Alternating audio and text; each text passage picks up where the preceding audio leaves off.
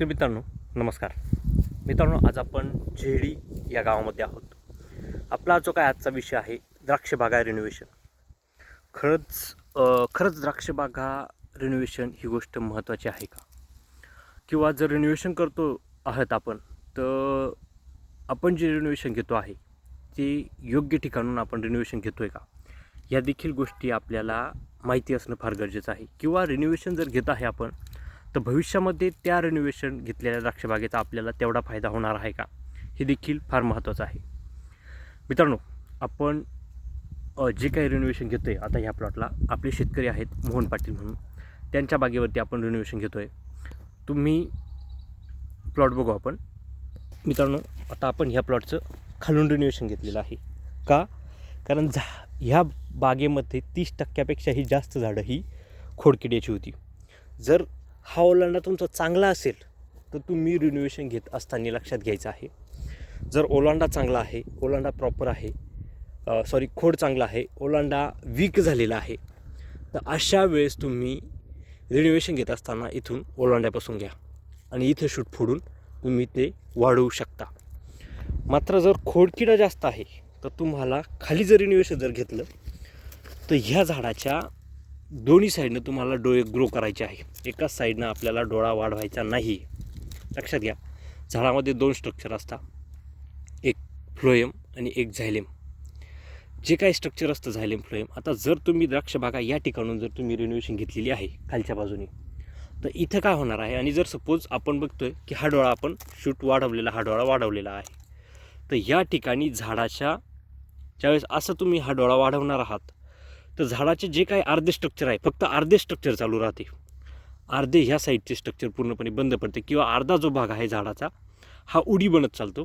आणि असा उडी बनल्यानंतर हे झाड तुम्हाला फक्त 2 वर्ष 3 वर्ष उत्पादन चांगलं देतं. कालांतराने हे झाड उत्पादन देत नाही. त्यामुळे इथं पर्याय म्हणून काय करायचं, आता मी साधारणपणे 2 ते 3 वर्षापासून जी काही प्रॅक्टिसेस आहे सर्व फार्मरबरोबर करतो आहे. तर आता इथे बघा काय करायचं आपल्याला, इथे आपल्याला ह्या साईडनं इथं पण हा जो डोळा आहे हा पण चांगला ग्रो करायचा आहे, व त्याच्या अपोजिट साईडला आता हा देखील इथे तुम्ही बघा चांगला डोळा आहे, हा डोळा देखील ग्रो करायचा आहे. झाडाच्या दोन्ही साईडनं आपल्याला 2 डोळे ग्रो करायचे आहे.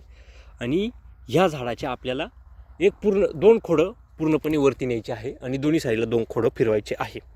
आता 100% ही गोष्ट काही काही ठिकाणी सक्सेस होत नाही. 80%, काही काही ठिकाणी 50% सक्सेस होत असते. सक्सेस रेशो हा फार कमी आहे. मात्र ह्या ठिकाणी तुम्हाला काय करायचं आहे, त्याच्या खालचे देखील डोळे आहे, या डोळ्यांना देखील पेस्टचा वापर करा, किंवा जे काही आपलं गावकरी कागद येत असतो त्या कागदाने पूर्णपणे हे खोड पूर्णपणे तुम्हाला झाकून ठेवायचं आहे 4 ते 5 दिवस. जितके डोळे फुटतील, झाडाच्या दोन्ही साईडनंच आपल्याला डोळे फोडायचे आहे. जर झाडाच्या एकाच साईडनं डोळा फुटत असेल तर तो डोळा वरती जाऊ द्या, मात्र दुसऱ्या बाजूने देखील डोळा फोडण्याचा प्रयत्न करा. जर दोन्ही साईडनं तुमच्या झाडाच्या दोन्ही साईडने जर डोळे चांगले फुटले तर कालांतराने ते झाड आपल्याला चांगली साथ देत असतं. भविष्यामध्ये त्यापासून उत्पादनही चांगलं भेटत असतं. आता या ठिकाणी आपण प्रॅक्टिस हीच वापरणार आहे, दोन्ही साईडनं झाड फोडण्याचा प्रयत्न करणार आहे. त्याचबरोबर लक्षात घ्या मित्रांनो, मागे ज्या काही प्रॅक्टिसेस आलेल्या होत्या अनेक ठिकाणी, की 2 झाडा पद्धती. आता हे बघा, इथे 2 झाडे आहेत, 2 झाडं आहेत खाली. ज्या ठिकाणी 2 झाडे आहेत ती देखील तुम्हाला काढायची आहे.